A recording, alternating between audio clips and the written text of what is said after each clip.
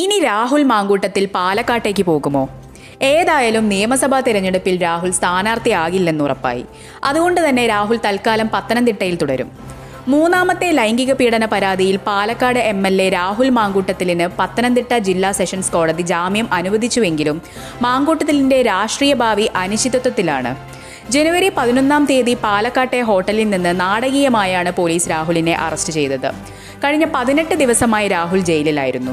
പ്രതിയും പരാതിക്കാരിയും തമ്മിലുണ്ടായിരുന്നത് ഉഭയസമ്മതപ്രകാരമുള്ള ബന്ധമായിരുന്നു എന്ന വാദം പ്രതിഭാഗം കോടതിയിൽ ഉന്നയിച്ചു. രാഹുലിനെതിരെയുള്ള കേസുകൾ രാഷ്ട്രീയ പ്രേരിതമാണെന്നും ഇതിന് പിന്നിൽ ഗൂഢാലോചന ഉണ്ടെന്നും പ്രതിഭാഗം വാദിച്ചു.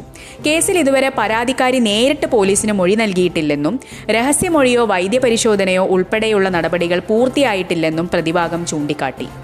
പരാതിക്കാരി വിദേശത്തായതിനാൽ കേരളത്തിലേക്ക് എത്താൻ പറ്റാത്ത സാഹചര്യമാണെന്നും എംബസി വഴി പ്രത്യേക സംവിധാനം ഉപയോഗിച്ച് മൊഴി രേഖപ്പെടുത്താൻ നീക്കം നടന്നിട്ടുണ്ടെന്നുമാണ് പ്രോസിക്യൂഷൻ കോടതിയെ അറിയിച്ചത്.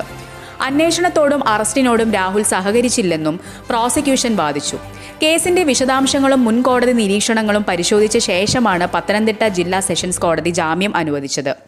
പരാതിക്കാരെയോ അതിജീവിതകളെയോ സ്വാധീനിക്കാനോ ഭീഷണിപ്പെടുത്താനോ പാടില്ല എന്നടക്കമുള്ള ഉപാധികളോടെയാണ് ജാമ്യം അനുവദിച്ചിട്ടുള്ളതെന്നാണ് വിവരം.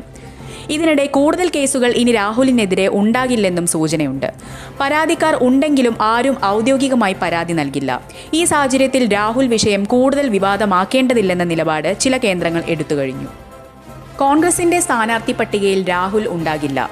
രാഹുലുമായി ചേർന്ന് പ്രവർത്തിച്ച് വിവാദങ്ങൾ ഉണ്ടാക്കരുതെന്ന് കോൺഗ്രസ് നേതാക്കൾക്കും അണികൾക്കും KPCC നിർദ്ദേശവും നൽകിയിട്ടുണ്ട്. പാലക്കാട് എന്തു വന്നാലും മത്സരിക്കുമെന്ന് നേരത്തെ രാഹുൽ പറഞ്ഞിരുന്നു. മാറിയ സാഹചര്യത്തിൽ അതുണ്ടാകില്ലെന്നാണ് റിപ്പോർട്ട്.